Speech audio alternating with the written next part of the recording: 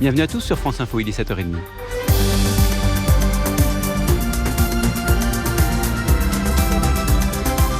William Kekosta. Le scénario se répète encore une fois dans les Alpes-Maritimes. Le département est en vigilance orange. Il s'apprête à recevoir de très importantes quantités de pluie. Aujourd'hui, elles ne sont pas encore arrivées et on se prépare à les affronter. Laurent Vareille, les établissements scolaires sont fermés aujourd'hui et l'on déploie des dispositifs un peu partout qui doivent, si tout va bien, éviter les dégâts comme ici à Mandelieu, Laurent.